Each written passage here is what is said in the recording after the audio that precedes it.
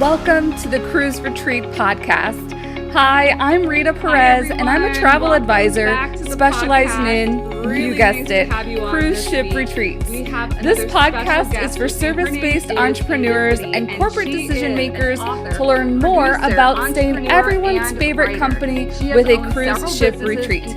Ready to increase your client or employee retention? Listen in on this week's show. Over 2 decades. Her love of travel mixed with her drive for staying current with health and having celiac disease has led her to mix her passion with creativity and publishing her podcast, Travel Gluten Free. Elikqitie wants to bring excitement, fun, and enjoyment back into the lives of people who live the gluten-free lifestyle. By combining great interviews along with informational episodes, Elikqitie brings the how-to for living a stress-free, gluten-free life to people in the gluten-free community. In addition to her podcast, Elikqitie has written a companion book to her podcast, The Guide for Traveling Gluten-Free. Look for her at a California gluten-free bakery this summer where she will be selling and signing her book and, of course, eating delicious gluten-free goodies. Welcome, Elikqitie. Thank you for having me on your podcast, Rita. I'm so excited to be here. Yes, I am so excited to kind of like take this deep dive a little bit into more of the small business space, but share our common theme of both being gluten-free, both with different types of diseases that have kind of forced us to be gluten-free and how we've navigated that. Yeah, for sure. And yeah, one of the things that I found is that pretty much anybody with an autoimmune disease, even if it isn't celiac, really benefits from eating gluten-free because even if gluten isn't your main antagonist, it's going to poke at your immune system if you have an autoimmune disease. Yes. And I remember first going gluten-free maybe 5 or 6 years ago, and I didn't really notice any difference. So I went back on gluten. And it wasn't until this past year with crazy things, of course, that happened with COVID. And I feel like stress is one of my big triggers that I had to go back to being gluten-free and could see like a big difference almost immediately in my labs when I went gluten-free, which I was like, woo. That's always exciting when you can do something like just take gluten out of your diet and feel amazing, like in a short amount of time. Yes. Yeah, for sure. So I know that you are all into gluten-free travel, but where did your passion for travel come from?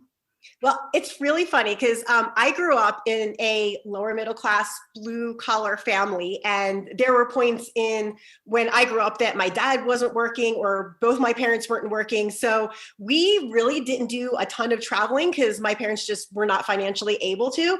Okay. We did go to the World's Fair when I was 11, which was a lot of fun. And we also went to Disney World once. And mostly because I grew up in Philadelphia, we would just travel to the Jersey Shore for a week in the summer because it was really easy. It was like 2 hours away. And I love the beach. So I never really developed a love for travel until when my first husband and I got married. We went on our honeymoon and we went to Mexico, and we went to Ixtapa and Zihuatanejo. And we went to Ixtapa and Zihuatanejo 1993, which is kind of dating me, but that's okay.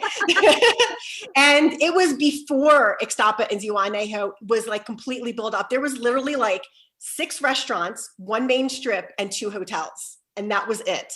And yeah. And so being in another country, that was the first time I was in another country. I was like, this is incredible to see like other cultures and how other people live. And just to get out of because we take so many things for granted here in America, and just to get out and to be in a country where they don't have running water everywhere. And like when you go to the bathroom, you have to pour water down the toilet or it's not going to flush, and people yelling at you because you're not getting on the bus fast enough. And so all of those things. And I mean, we took the bus that the locals took. Like we took a couple taxis, but I love to travel with locals, especially when I go to Mexico, because I understand enough Spanish to understand what people are saying that I can laugh at jokes, and they're like, oh, look at that white gringo laughing at jokes that we're telling there. And so anyway, but it's really that. And so that was what sparked my travel passion, was going to Mexico for the first time to go to Ixtapa. And so from there, I started road tripping and came out to Utah and fell in love with everything that Utah had to offer, with the national parks and just the outdoorsy environment and the skiing and everything here. And so then ended up moving out to Utah after living in Florida. So we went from Philadelphia to Florida. We did like the beaches and a lot of like Disney when my kids were little in Florida, and then moved out to Utah. Okay. And I've done so many road trips and camped at almost all the national parks. I've been to all the national parks here multiple times. And so just like expanding my horizons, and I always have somewhere new to go on my vision board, and another bucket list place. I try to check off at least 1 or 2 bucket list items every year. And I actually did that last year with COVID, because one of my bucket list items was Devil's Tower, and that's in Wyoming, and Wyoming we could drive to from Utah. Okay. So we did that last year for my birthday and checked that off, because that was actually a bucket list item for me since I was 5. And I saw Close Encounters of the Third Kind, the Steven Spielberg movie. So if you were born before 1980, check out Close Encounters of the Third Kind with Steven Spielberg. You'll see Devil's Tower in there. Oh, wow. Oh my gosh. That is so cool. So just going off of 1993, were you already gluten-free by then, or did that happen like fast forward a couple years? No. So I wasn't gluten-free until 7 years ago. So I think it was like 2014. Yeah, I became gluten-free. And then I found out that I had celiac, and I couldn't eat it at all. Okay. So how did that affect travel? Because we just started talking about that, because I went fully gluten-free again last November or October. And already, like, I haven't had major trips, but thinking like, oh my gosh, like how life is going to be different now. So how was that for you?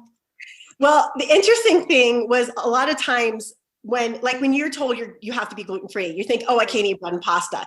And then you find out all the places gluten hides, like toothpaste and soy sauce and oats, and like the list goes on and on. And I actually list those in my book, like all the, like I call it the sneaky places gluten likes to hide out. Mm-hmm. And so I remember specifically being on a road trip in California. I believe it was my Pacific Coast Highway road trip. Anyway, I remember driving through California because I've done multiple road trips to California, and going to decide where to eat and thinking, where can I safely eat that I'm not going to get sick? Because I'm on this road trip solo. And if I get sick, there's nobody to take care of me. Like, I will be stuck in the bathroom wherever I'm at for hours getting sick.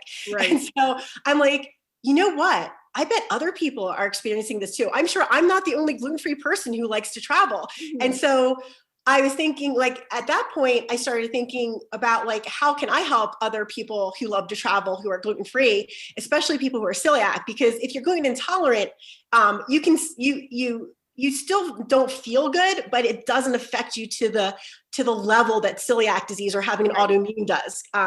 And so I'm like, there's got to be other people out there who have celiac disease who love to travel and don't know what to do. So I started researching and seeing what type of resources were out there. And I found like, oh, here's 50 gluten-free restaurants in Chicago, or here's some restaurants in New York. But it's like, okay, but if I'm not going to those 2 places, this doesn't really help me. Like, I need to know how to apply, what the process is, no matter where I go. And I didn't find that anywhere. And so that's when I decided to start my podcast 3.5 years ago. One of my friends who's in podcasting helped me, mentored me, and helped me jumpstart my podcast. Mm-hmm. And so I decided to start Travel Gluten-Free. And then people were saying how, like, they really loved the information. It was really helpful. And I decided, you know what, I should just put this in a book. So I put all the information together in a book, and it's like a travel guide size. So you can take it with you. You can get the ebook, you can get the paperback book if you rather have paper, and highlight it and bring it with you on your trip. And it's a really great resource for anybody who is looking to travel, no matter whether it's camping, road tripping, cruising, just going to a hotel, even going to a restaurant. And it's really great for showing you the steps and the process and the questions, and also telling you, like, when you should walk out of a restaurant, because I've done that before. And I don't feel guilty about walking out of restaurants. Like, if I don't feel safe, like if that server can't answer my questions and or he or she is not willing to ask the chef, I'm gone. I'm done. I'm out of there. Yeah. I haven't, knock on wood, I haven't, because I wouldn't say I'm as affected by it immediately like someone who's celiac would be, but over long term, yes, I would be. But I still don't, I don't even want to chance any possible interactions with gluten, just because of what you were saying, all the things that it can affect short term or long term. Like it's not worth it. And I'd rather just have my mental sanity with me to make sure that whatever I'm doing, and I've done my due diligence with the people who are at the restaurant, wherever I'm at, fully understand. So recently myself, I started going out like a little bit more to restaurants, and I've been getting the question, should they treat it like an allergy? And I was like, no, you don't have to. And then I get the double question, like, are you sure you don't? And I'm like, okay, yeah, maybe you should treat it like an allergy, just to have like that insurance policy. Yeah. Well, a lot of times, most people, unless you have an autoimmune disease, right? People aren't going to understand when you say celiac or Hashimoto's, or like if you have rheumatoid arthritis, like they're not going to understand that's an autoimmune disease. But if you tell them you have a gluten allergy, everybody knows what allergy means. And so I actually tell people that in my book, like if you have celiac disease, don't go in there telling them you have celiac disease. Tell them you have a gluten allergy. And the really good restaurants will ask you, are you celiac? Well, that is like bombshell tip right there. Out of all the experiences I had, I probably had maybe a half dozen restaurants ask me if I was celiac. Mm-hmm. Oh, well, that's good to know. I'm gonna keep that in my back pocket and see which restaurants kind of react to that. So your business kind of was birthed out of the podcast. Is that what you would say? Yeah, exactly. I kind of did the flip. A lot of people have a business and they use a podcast to promote their business. Yeah. I did it completely backwards because I just did. Completely unplanned and backwards. So I started the podcast because I wanted to help people with the information. Mm-hmm. And then I thought, like with the book, and now I'm looking at doing some online classes, so if somebody doesn't want to do the book, but they'd rather do an online class and learn how to travel gluten-free, they could do that. Okay. And then I also want to expand and do like just how to be gluten-free in general. So like if you're new to being gluten-free, like what things you should look for, like what brands are really good, that kind of thing. Okay, cool. So I would assume that most people find you through the podcast, right? Yeah, most people will find me either through my podcast or my Instagram page, which is if you go on Instagram and type in Travel Gluten-Free Podcast, you'll see all of my posts there. Okay. All right, cool. So that's kind of like the entry level. So what kind of things other than like putting on more episodes on the podcast do you do to kind of like nurture that client experience so they kind of continue their journey with you? Yeah. So one of the things I do is I tell people, like, if they have a question or an idea for one episode for a show, to like message me on Instagram. And I really take the time to like message people back personally. I send them personal voice messages.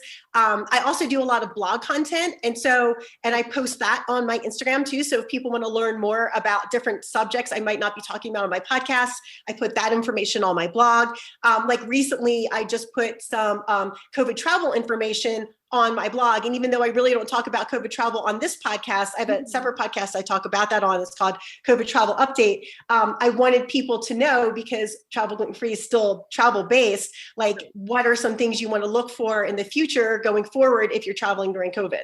Mm-hmm. Right. Okay. That's awesome. That is super awesome. Yeah. Cause I think, a lot of us that have small businesses, we kind of get into the business because we want to help somebody else, and whatever that dream or that goal is, there is that, hello, nice to meet you, and then it's kind of like continuing the client journey and just making their experience with you super memorable so that they want to keep coming back for more. And I think that's why I love doing cruise retreats with both corporate and small business clients, because you kind of, even though they're different client journeys and they're different clients in a sense, you're still bringing people back through travel. And that's what I can really appreciate, is that people want to further that client journey through a travel experience. Now, I know we were also talking about how inclusive cruising is compared to other versions of travel, just because they're so knowledgeable about that. So can you talk a little bit about your experience having cruised in the past as a gluten-free passenger? Oh, I'm so glad you asked me that question, because it's funny, because when I tell other people who aren't gluten-free that I'm going on a cruise, the first thing they'll say to me is, oh, I bet you can't eat any of the food. And I'm like, no, it's actually the opposite. I can eat almost all of the food on a cruise. And they're like, really? And I'm like, yes, actually, So the great thing about going on a cruise is that cruises, and the really funny thing is I never had been on a cruise until my husband I'm married to now, my second husband, Jeff, we actually got married on a princess cruise. And that was the first cruise I'd ever been on. I would not recommend the first cruise you ever be married on it, because there's just learning about cruising and like what it's like. And I didn't think I would actually like it. And I did it. And I fell in love with cruising because it's great, because you get there, you throw all your bags in your cabin, and you just literally enjoy yourself the rest of the trip. Like, you don't have to do anything except enjoy yourself and relax. And you get home and you're like, wait, you mean I have to cook? Like, what's that all about? Yep. But the great thing, and we like Princess Cruise, and the reason I like Princess Cruise so much is because I did their kitchen tour they had one year when I was on one of the cruises, and they have a separate gluten-free kitchen space. And this is like the kicker. They make their own in-house gluten-free bread every day in their gluten-free kitchen space. And so when we went on this one trip, we met two sisters who were traveling together, and one of them was celiac. So we would sit together every night, and literally we would eat a whole loaf of bread between the two of us. Right. Like, it was insane how much bread I ate that week on that cruise. But yeah, cruise lines are so accommodating because they're very service oriented. They want you to have like the best time of your life. They don't want you to have to do anything that even feels work related. And so I actually talk about this in my book, that when you go on a cruise, you can talk to the maitre d', you can pull the chef out from behind where like the upstairs buffet is, and you can ask them what's gluten-free or what's corn-free or what's dairy-free, like what is safe for me to eat. And they will literally show you what you can't eat. They're like, avoid this, this, and this, and everything else is okay. So on Princess, what I found out was that all of their soups are gluten-free, all of their salad dressings are gluten-free, and I believe all their sauces are also gluten-free. And those three things are the three things that trip people up the most as far as being gluten-free, because you wouldn't expect to find gluten in a salad dressing. But liquid gluten is actually used as a thickener. So that's why it's in anything that's liquid, like soups, sauces, and things like that. And so they're very, very accommodating. And every night we would go to the same restaurant, and we would have the same maitre d'. He knew I was gluten-free, and he would give me the menu the night before for the next day. And I would tell him what I was looking at eating, and he would tell me what things that they could modify. And then they would put that order in so that by the time we got there the next day, I could get served food with everybody else and I didn't have to wait. Mm-hmm. So if you have any type of food allergy, cruising is the way to go. I actually met a couple on one of the cruises we went to on Iceland, and he had an autoimmune disease where he could not eat any carbohydrates. So literally all he could eat was like greens and meat, and that was it. And they accommodated him the whole entire time. So if you have any type of food allergies, food accommodation specialties, cruising is definitely the way to go. Yeah. Well, no, I mean, you bring a really great point too, because when you were saying pretty much meat and produce, so I have been on the AIP, the autoimmune paleo protocol, since end of January. And I know that you're going on something similar very shortly, coming up soon. I'm so excited. Well, I have another friend who is actually starting her AIP journey again. Like, she fell off and now she's coming back on it. And just like, okay, it's day 5 and this is how I feel. And I'm like, yeah, it's going through the motions. But one of the biggest concerns for me was I'm obviously a travel agent, and I book all sorts of cruises for myself, but also for my clients, and I sail with my clients. How the heck am I supposed to navigate now living life as a person that has a special need now, special food need? And so I was wrestling with that a lot. And I was like, after a couple conversations, well, you know what, maybe I'll just put on my own trip and see how that could work. And working with a really great cruise line partner, Royal Caribbean. Your employees or clients mean the world to you. So why don't you show them the world and a thing or two? If you're ready to take your cruise retreat idea to a working plan, you need the Cruise Retreat Toolkit, filled with calculators, templates, timelines, and more. The toolkit will get you 5 steps closer to your cruise ship retreat, and as a result of the retreat, more dedicated and motivated employees or clients. Grab it now at cruiseretreattoolkit.com and save $20 with the code podcast. And they have just been fabulous. And they're going to be putting together strictly AIP meals just for us, just for the group. We're going to have our own dedicated dining room, and it's going to get the whole gluten, especially cleaning at the end of the night. So when we come back in the morning, it's going to be safe for everyone. And I know for me, I'm like, oh, thank goodness. Like I don't have to, cause as someone with special dietary needs, you're always explaining yourself to somebody in a restaurant or at a hotel or wherever you go. So to be able to create this experience for people, and none of us is going to have to worry about doing the whole explanation, is like, okay. Exactly. Because nobody ever said, I like being sick on vacation. Right. Sick, man, with like all the sorts of different symptoms, either like increased brain fog or especially the gastro symptoms, headaches for detox. Ugh, no. Joint pain, muscle pain. Yeah. Brain fog. Yep. Migraines. Yeah. And so one of the important things that I wanted to bring to light too is the importance of making whatever cruise retreat that whoever wants to put on inclusive. And one of those inclusive factors is food inclusivity, because not everybody is going to be able to eat everything. And so those are some questions that have to be asked in the planning process. Yeah. And I mean, think about it, like, right, when you're like, if I were to go to like a normal dinner party or a normal like potluck, I probably wouldn't eat any of the food there, because unless everybody else was celiac, they wouldn't know like what safe is, right? And it really does make you feel like food is such a cultural and social gathering point that when you can't eat stuff, like if you can't eat anything, it makes you feel just like so excluded from whatever the social event is.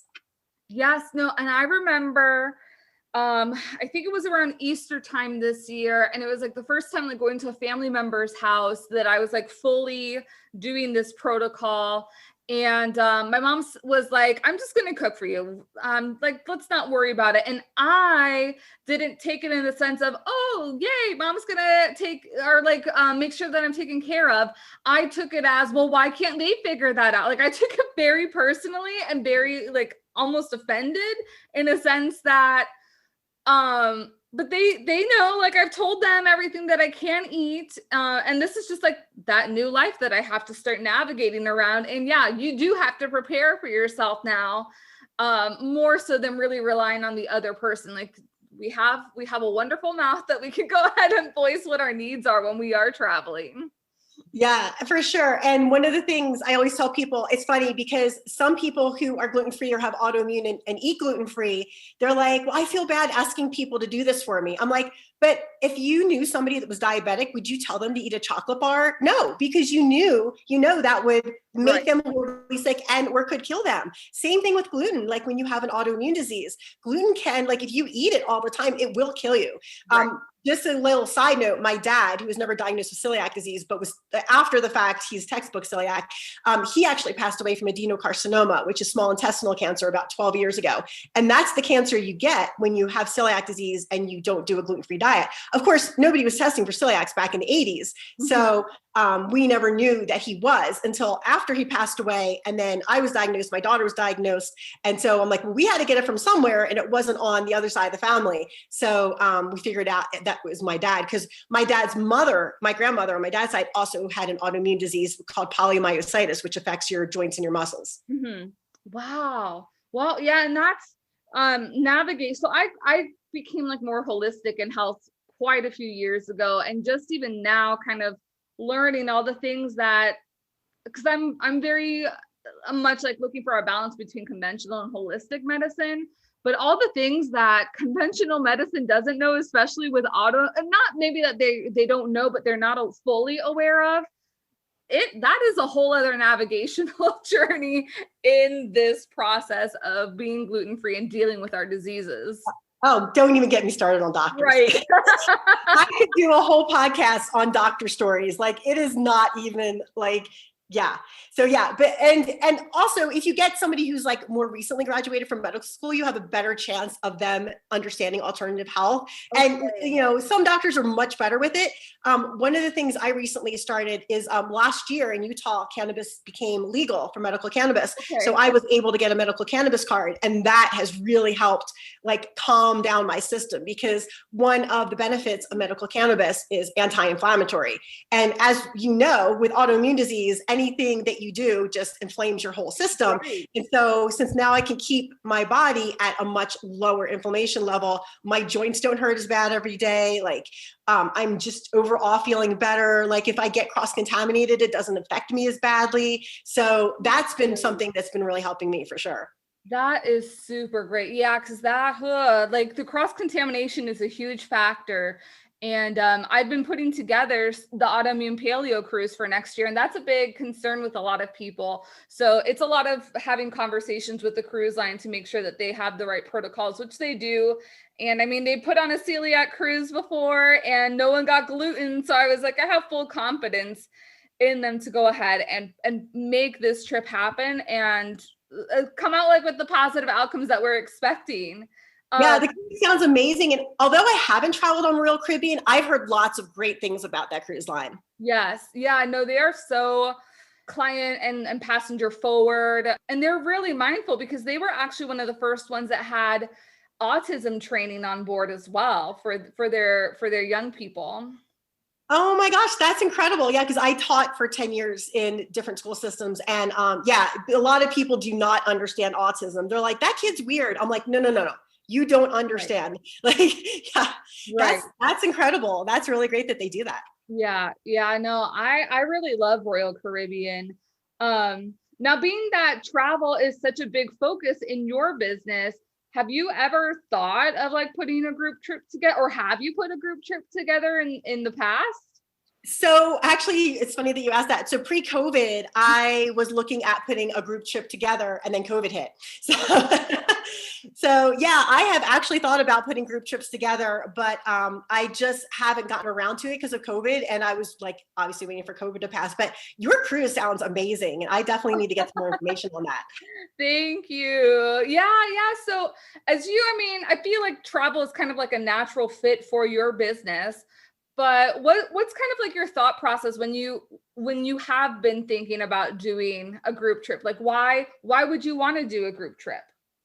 Well, one of the reasons why I would love to do a group trip would be that I would love to actually have a travel experience with the people who listen to my podcast, because obviously I'm not seeing them I see them face to face before COVID, because I do a lot of the gluten-free consumer facing conferences like my Gluten-Free World Expo and Nourish Festival. And so that's when I get to see people, but I haven't gotten to see people in 2 years. Right. And so I would love to do a group trip to actually see the people who listen to my podcast, like talk to them face to face, get some feedback, like find out like, what would they want to see in my podcast, or like, how can I help them? Because one of the things I always tell my listeners, my gluten-free friends, is that like, if you have a question and you're going on a trip, like just message me on travelglutenfreepodcast.com on my website. And I can like help you out with like, little pieces of information. But if they want like a full consult, I can do that as well. But mostly people will just message me on my website or my Instagram if they have general questions about like, hey, what's a good gluten-free city to go to? Like, this is where I live. I would like something close by. So that kind of stuff, I just, give people like to help them out if they're just looking for some information on like guidance on just like where to go. Right. No, and something that just came to mind too, and I think like this is one of the helpful things with the AIP cruise is there's power in numbers. So if you are going on a group trip, whether it's like this health and wellness certain area, or if you have another specialty in your business, you are more powerful going as a group with each other than kind of like singly going just as an individual or as a small group of individuals. So yeah. And the other thing that's really great going as a group. So this is sort of travel related. So one of my podcast festivals I went to, or conferences I went to like 3 years ago was in Philadelphia, and that's where I grew up. And I was so excited to go back. Well, amazingly enough, when I told people my podcast was Travel Gluten Free, there was like 4 other women who were also gluten free. So every day we would go out to lunch and we were able to share each other's food, which like rarely happens when you're gluten free. So it's so nice just to feel normal and share food with people and like be able to talk about the emotional side of like, having to deal with all this, because unless you actually have a specialty diet, you don't understand how it emotionally affects you. Right. And obviously sometimes are better than others, but it does sometimes, even me, like, and I know a lot, like even sometimes I'm just like, really, like this sucks. Right. Well, I just celebrated a birthday and I was like, I just want cake, but I can't just grab any cake. So thank goodness there's a specialty bakery around here. But I'm like, but yes, that whole sense of being in community in a new different space and being able to collaborate. So even if it's like a mastermind, a small business mastermind, or if it's just, a health community coming together to share their experiences, I think that whole, the travel in itself is part of that transformation that can happen within the group. Yeah. And gluten-free, the gluten-free industry is huge. I think I want to say it's like 2 billion a year or maybe 4. I can't remember the exact number, but it's definitely really high. And so one of the things from a business aspect, if you're a restaurant, you definitely want to get on like offering gluten-free or marking it or doing some kind of specialty thing, because it's not only people who are celiac that have it, because I'm thinking some restaurants are like, oh, only 1% of the population is celiac, but they're not the only people who eat gluten-free. So if you are a restaurant going gluten-free and making those like really good, healthy alternatives is a really good business decision, because like for me, when I go out to eat with anybody in my business network, they always ask me, well, where do you want to eat? Because I have the specialty diet. So I'm going to go to the places I feel safe. And if you have a restaurant that I feel safe at, that means that now you have 2 people or 4 people or 6 people eating there. Right. Right. No, and I was even thinking about like a personal chef or a like nutritionist bringing aboard some of their clients, having a special dietary or just a gluten-free experience altogether. But then what if in each port, like you take them on a market tour and tell them like how they can go ahead and like duplicate this in their real life, so they know what they need to be looking out for when they are doing grocery shopping back at home, or try local delicacies, but put that gluten-free or whatever health kick that's going on with the group. Tailor it to that. Like that is just such a personal, I mean, you already have the personal connection with whoever you're bringing on board, but to be able to kind of like transfer those results in a whole new different area, that's man, that just gets me really, really excited. Yeah, because the whole thing about any specialty diet is like learning how to shop, right? Because you have to know what you can eat and what you can't eat. And if you don't know what you can and can't eat, how are you even going to go on a supermarket trip and find food for yourself, let alone eat out at a restaurant, which is a whole nother level. Right. And even because I'm thinking when I go to Germany, and I love the pretzels, but how can I navigate that so that it is still safe for me to eat? And having that group power in numbers, it kind of will motivate the suppliers that are there too to put on like a really high quality experience, but also very safe for you guys to enjoy. Oh yeah, don't even get me started about the soft pretzels, because I'm from Philadelphia, and Philadelphia is all about soft pretzels and hoagies. Yes. Oh man. Well, this has been a really fun conversation, Elikqitie. How can people reach out and stay connected with you? Thanks, Rita. Well, so yeah, if you like to connect with me, you can either message me or follow me on Instagram, which is Travel Gluten Free Podcast. I also have a YouTube channel, which I put up a bunch of like product reviews and travel videos that places I've been. And that is, if you just go on YouTube and look up Travel Gluten Free Podcast, you'll find my channel. And then also come check out my website, travelglutenfreepodcast.com, where you can find out more about my book and my podcast. And I have a few like starter episodes if you want to listen to those, or you can just go on your favorite podcast player, look for Travel Gluten Free, and listen to any episode you want. You don't have to listen to them in any particular order. Just pick one that you find interesting and just give it a listen. Awesome. Well, thank you so much for being on the podcast. I know that you have brought so much value, especially to people who are in that health and wellness space. Everyone, I hope you have enjoyed listening as much as we have enjoyed chatting, and I will see you guys next week. Have a great week. Thank you for joining me on the Cruise Retreat podcast. Please subscribe and leave the show a rating on your favorite podcast platform. And don't forget to take a look at the show notes for important information and links. See you next week.